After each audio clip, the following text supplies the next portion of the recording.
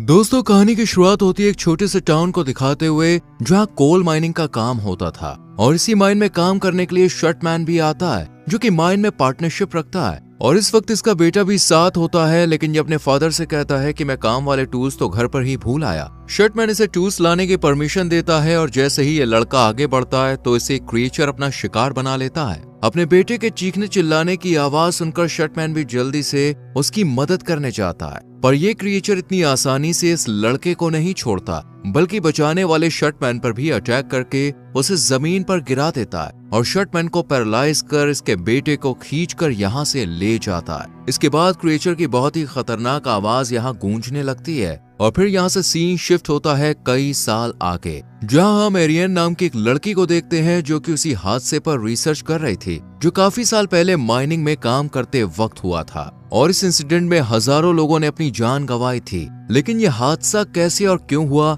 इन सवालों के जवाब आज तक कोई नहीं ढूंढ पाया था। इस बड़े हादसे के बाद माइनिंग का काम बंद कर दिया गया था और अब तो इस जगह के बारे में मैप से भी जानकारी नहीं मिलती थी, क्योंकि ऐसा बताया जाता है कि इस हादसे में वहां की 70% आबादी मौत की आगोश में समा गई थी। एरियन इन सभी चीजों की बारीकी से इसलिए तहकीकात कर रही थी ताकि अपने ग्रुप के साथ जाकर माइन को दोबारा ढूंढ सके, उनके बारे में जानकारी जुटा सके। और ये एरियन का मकसद नहीं बल्कि उसका काम भी था जिसके लिए उसे हायर किया गया था। सभी इंफॉर्मेशन इकट्ठी होने के बाद एरियन अपने ग्रुप के साथ उन माइंस की तलाश में निकल पड़ती है, पर यह सफर बिल्कुल भी आसान नहीं होता। जैसे ये लोग आगे बढ़ते हैं इनके फोन के सिग्नल गायब हो जाते हैं। इनको माइंस की एग्जैक्ट लोकेशन नहीं पता थी, इसलिए एरियन एक दुकानदार से लोकेशन पूछने जाती है, पर यह शॉपकीपर कहता है कि यहाँ ऐसी कोई भी माइंस नहीं है। ये सुनकर एरियन समझ जाती है कि ये आदमी झूठ बोल रहा है। जिद करने के बाद भी ये आदमी कुछ नहीं बताता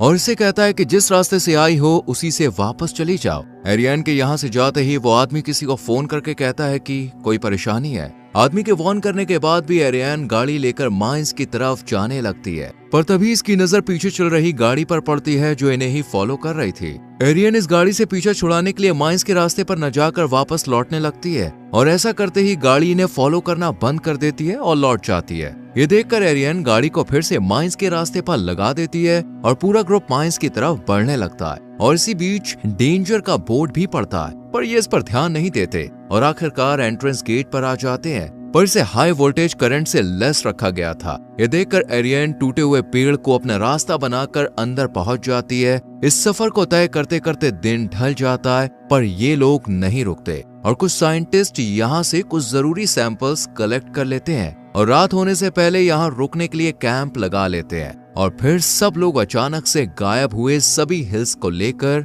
डिस्कशन करने लगते हैं। सभी साइंटिस्ट अपनी अपनी राय रखते हैं। किसी को हिल्स के गायब होने के पीछे टेक्टोनिक प्लेट्स लगती हैं, तो किसी को यूएस गवर्नमेंट का कोई अनसक्सेसफुल प्रोजेक्ट लगता है। इसी फेलियर की वजह से यहाँ की सभी जानकारी इंटरनेट से भी रिमूव कर दी गई थी और बहुत ही कम लोग इस जगह के बारे में जानते थे। हालांकि सब अपना अंदाजा लगाते हैं, पर श्योर कोई नहीं होता। इधर दूसरी तरफ एक लोकल आदमी जो माइंस के गेट्स की देखभाल करता था, उसे कुछ अजीब लगता है क्योंकि जो गेट की ग्रिल्स थी वो अंदर की तरफ मुड़ी हुई थी और ऐसा करना किसी जानवर के बस की बात नहीं थी। ये देखकर आदमी समझ जाता है कि किसी इंसान ने जरूर गेट को पार कर अंदर जाने की जरूरत दिखाई है। इसके बाद ये अपने साथी के साथ और भी कई क्लू तलाशने लगता है। इसी बीच इसका एक आदमी गेट के पास जाकर कुछ चेक कर ही रहा होता है, कितने में क्रिएचर गेट के उस पार से इस पर हमला कर इसे मौत के हवाले कर देता है। ये देखकर शर्टमैन काफी डर जाता है और अपने बाकी साथियों को ऑर्डर देता है कि जल्द से जल्द साइंटिस्ट को यहाँ से बाहर निकालो। यानी भले ही साइंटिस्ट की टीम छुपकर अंदर गई थी, लेकिन शर्टमैन सब कुछ सच जानता था, इसलिए वो उन्हें बाहर निकालने का आदेश देता है। खैर, रात बीत जाती है और अगली सुबह यह पूरी टीम अपनी रिसर्च का काम करना शुरू कर देती है। जांच पड़ताल के दौरान खुलासा होता है कि इस एरिया में मेगाफोन्स और स्टूडियो फार्म लगाए गए हैं। जो मेगाफोन्स है वो महीन आवाजों को रिकॉर्ड करने का काम करते हैं, जबकि स्टूडियो फार्म का इस्तेमाल साउंड प्रूफिंग के लिए किया जाता है। ये जानने के बाद अब टीम और आगे बढ़ती है और कुछ दूर चलने पर इन्हें जमीन के नीचे ग्रिल नजर आती है जिसमें से धुआं निकल रहा था। ये धुआं किस चीज का था ये टीम भी नहीं जानती थी, इसलिए ये लोग इस धुएं के सैंपल को इकट्ठा करने की कोशिश करते हैं, पर तभी इन्हें यहाँ पर वही कार नजर आती है जो इनका पीछा कर रही थी।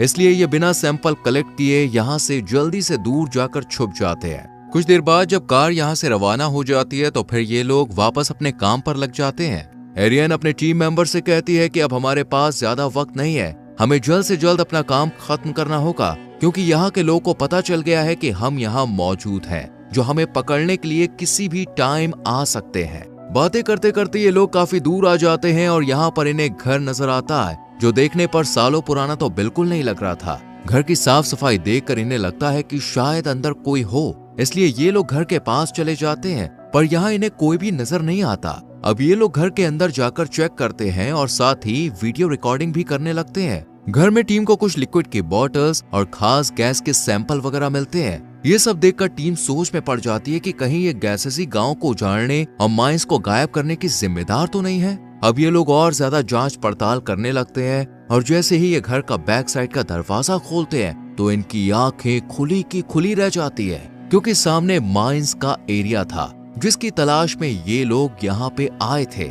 इन माइंस को देखकर इनकी खुशी का ठिकाना नहीं रहता और जब ये पास जाकर देखते हैं तो इन माइंस के एरिया को बंद करके रखा गया था और इन गेट्स में हाई वोल्टेज करंट दौड़ रहा था। ये देखकर टीम सबसे पहले इस करंट को खत्म करती है। खतरे को हटाने के बाद इन गेट्स को खोलने की जुस्तजू में लग जाती है, लेकिन इन ग्रिल्स या गेट्स को खोलना एरियन को सही नहीं लगता, इसलिए ये टीम मेंबर्स को रोकने की कोशिश करती है, पर ये लोग नहीं रुकते और रस्सी की मदद से एक स्कैनर को होल के अंदर डाल देते हैं। लेकिन इस स्कैनर की मदद से इन्हें कोई भी जानकारी हाथ नहीं लगती, सिर्फ इन्हें बहुत सारी एंथ्रासाइट्स नजर आती है जो कि असल में बहुत ही कीमती मेटल होती है। ये देखने के बाद तो टीम्स की खुशी 7वें आसमान पर पहुंच जाती है। एक साइंटिस्ट माइक्रोफोन की मदद से माइंस के अंदर की आवाज सुनने की कोशिश करता है और अचानक से बहुत ही अजीब और खतरनाक सी आवाज सुनाई देती है और फिर से ये आवाज इतनी तेज हो जाती है कि साइंटिस्ट इसे बर्दाश्त नहीं कर पाता और उसके कान में भयंकर दर्द होने लगता है, इसलिए जल्दी से हेडफोन हटा देता है। जबकि बाकी मेंबर्स इस आवाज की रेंज को चेक करते हैं तो वो बहुत ज्यादा लाउड होती है। अभी ये लोग आवाज चेक कर ही रहे थे कि इसी बीच एक साइंटिस्ट एक रस्सी पर पैर रखकर खड़ा हो जाता है। ये वही रस्सी थी जिसकी मदद से इन्होंने माइक्रोफोन को होल के नीचे पहुंचाया था। अचानक से होल के अंदर से कोई रस्सी खींचता है और उसके साथ ये साइंटिस्ट भी होल की तरफ खींचा चला जाता है और काफी जख्मी हो जाता है। ये मदद के लिए चीखता है, चिल्लाता है, पर नीचे बहुत ज्यादा अंधेरा था, इसलिए टीम के बाकी मेंबर्स को ये दिखाई नहीं देता। पर ये लोग अपने साथी को मरने के लिए नहीं छोड़ सकते थे, इसलिए ये इसकी मदद करने का फैसला करते हैं और एरियन अपने एक साथी के साथ मिलकर रस्सी की मदद से नीचे जाने का डिसाइड करती है और दोनों रस्सी के सहारे नीचे आ जाते हैं। पर नीचे गुप्त अंधेरा था जिसमें कुछ भी देख पाना बहुत मुश्किल था। लेकिन तभी एरियन को किसी शैडो के चलने का एहसास होता है। यहाँ होल्स में बहुत सारी गैसेस रिलीज हो रही थी। ये गैस इतनी खतरनाक थी कि इनकी तबीयत खराब हो सकती थी, इसलिए एरियन तुरंत यहाँ से जाने का फैसला करती है, पर इसके साथ आया साथी जाने से साफ इनकार कर देता है और कहता है कि जब तक मैं अपने साथी को नहीं ढूंढ लेता मैं यहाँ से नहीं जाऊंगा। इसी बीच ऊपर वाली कार टीम के पास आ जाती है जो इनका पीछा कर रही थी और फिर इससे एक लोकल आदमी निकलता है जिसने हाथ में गन थामी हुई थी। ये गुस्से में टीम के पास जाता है और जब ये ग्रिल्स को ओपन देखता है तो इसका गुस्सा और ज्यादा बढ़ जाता है। ये लोकल आदमी होल के अंदर जाने वाली एक रस्सी को काट देता है क्योंकि ये इस बात से अनजान था कि इन्हीं रस्सियों के सहारे अंदर 2 लोग पहुंचे हैं। एक रस्सी के कटने की बात नीचे जेमी और एरियन को भी पता चल जाती है और ये दोनों समझ जाते हैं कि जरूर ऊपर कुछ हुआ है, इसलिए ये दोनों फटाफट से ऊपर जाने का डिसाइड करते हैं क्योंकि अब इन्हें ऊपर ले जाने के लिए सिर्फ एक ही रस्सी बची थी। इसी की मदद से ये दोनों होल से निकलकर ऊपर आ जाते हैं जहां भी लोकल आदमी टीम के मेंबर्स पर भड़का हुआ था और ये इन दोनों को देखकर और ज्यादा गुस्सा करने लगता है। टीम इसे चुप करने की समझाने की कोशिश करती है पर ये इनकी कोई बात नहीं सुनता। जब बात हद से ज्यादा बढ़ जाती है तो एक मेंबर इसकी गन से इसी आदमी पर अटैक कर देता है जिससे ये लोकल आदमी यहीं बेहोश हो जाता है। ये देखकर पूरी टीम इसी आदमी की कार में बैठकर यहाँ से भाग जाती है जबकि लोकल आदमी को यहाँ बेहोशी की हालत में छोड़ जाते हैं। ये लोग अपना मोबाइल चेक करते हैं तो इसमें नेटवर्क नहीं होते हैं। ये देखकर टीम काफी परेशान हो जाती है क्योंकि ये नेटवर्क ना होने की वजह से मदद के लिए किसी को बुला नहीं सकते थे।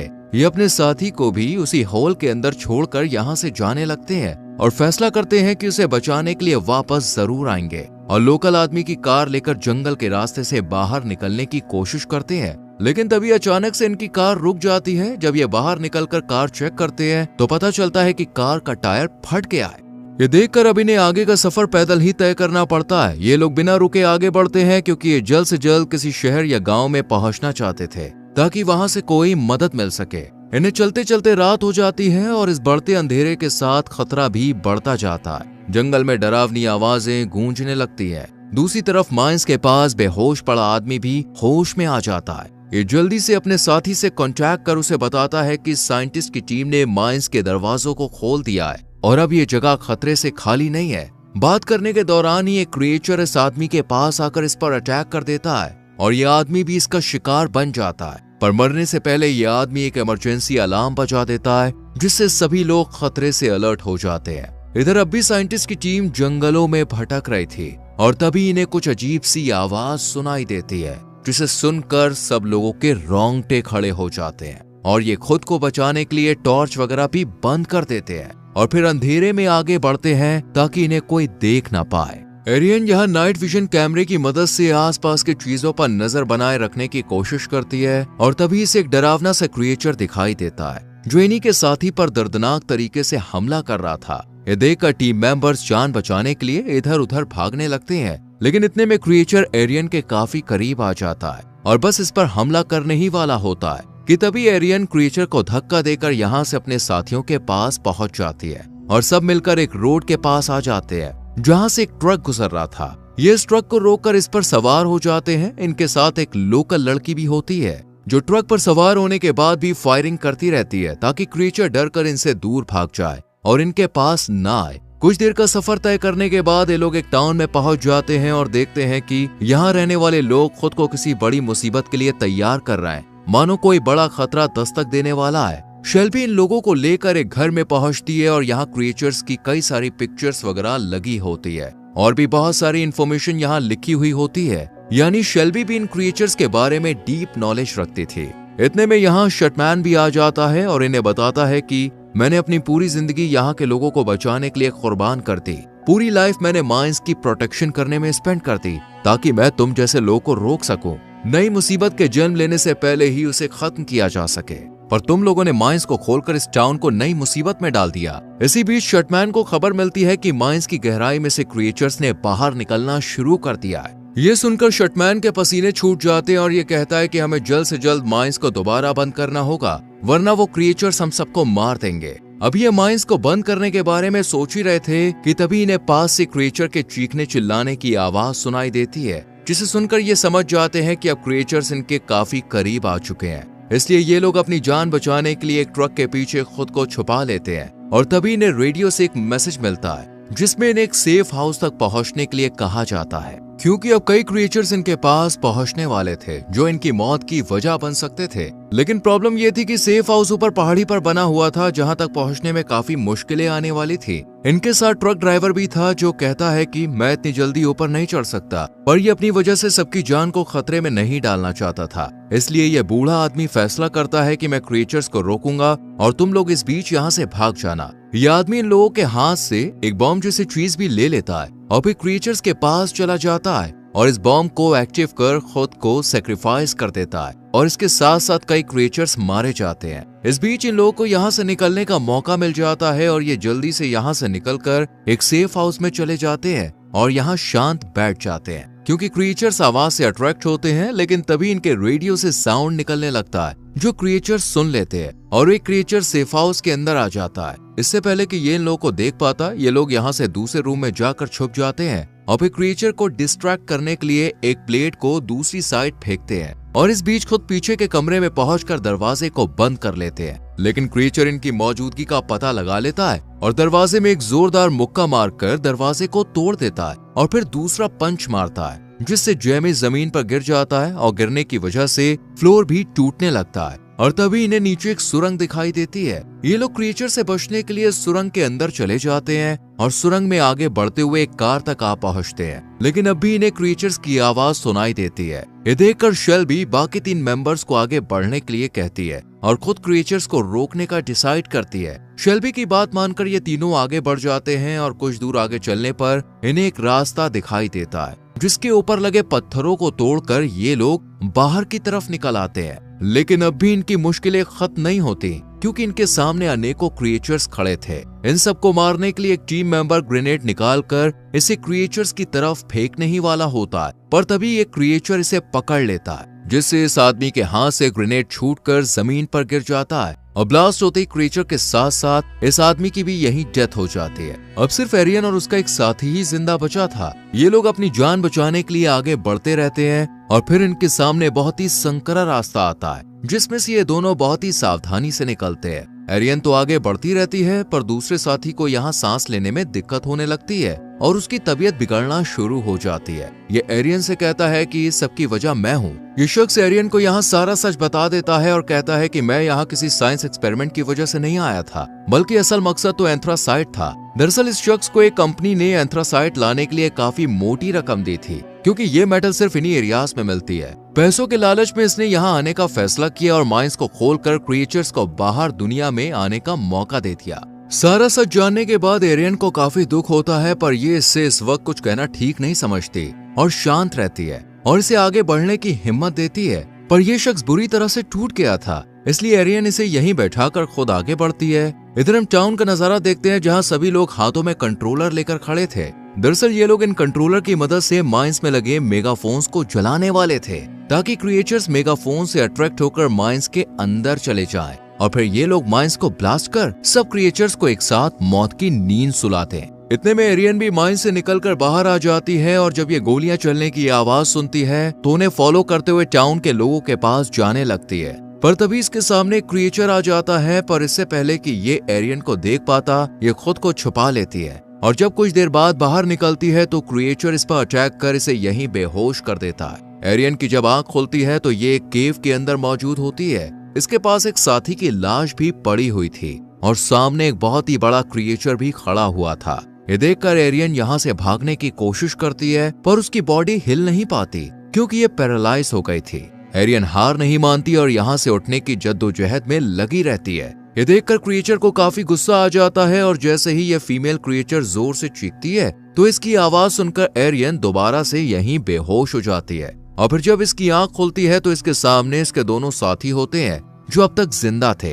इनमें एक साथी एरियन को एक ग्रेनेड देने की कोशिश करता है, जबकि जो दूसरा साथी था वो कहता है कि ये क्रिएचर एक स्पीशीज है, इन्होंने माइंस के नीचे अपनी पूरी कॉलोनी बनाई हुई है। ये बिल्कुल एंड्स यानी चींटियों की तरह मिलजुल कर रहते हैं। अभी ये बात कर ही रहे थे कि तभी ये क्रिएचर यहाँ पे आ जाता है और इसे पकड़कर अपनी क्वीन क्रिएचर के पास ले जाता है, जो इस शख्स को अपना निवाला बना लेती है। इस क्वीन के बहुत बड़े बड़े नुकीले दांत होते हैं। इस बीच एरियन ग्रेनेड उठाने की कोशिश करती है और तभी क्वीन क्रिएचर की नजर इस पर पड़ जाती है। ये एरियन को भी अपना खाना बनाने का फैसला करती है, लेकिन इसके खाने से पहले ही एरियन का साथी अपने मोबाइल में अलार्म एक्टिवेट कर उसका ध्यान डाइवर्ट कर देता है। मौके का फायदा उठाकर एरियन क्वीन क्रिएचर के मुंह में ग्रेनेड डाल देती है, जिससे क्वीन क्रिएचर का खात्मा हो जाता है, जो कि सबकी हेड थी और अपनी तादाद को बढ़ाने का काम करती थी। क्वीन को खत्म करने के बाद एरियन और उसका साथी जल्दी से यहाँ से भागने लगते हैं, लेकिन यहाँ से निकलना इतना आसान नहीं था क्योंकि अब बचे क्रिएचर्स इनसे अपनी क्वीन का बदला लेना चाहते थे,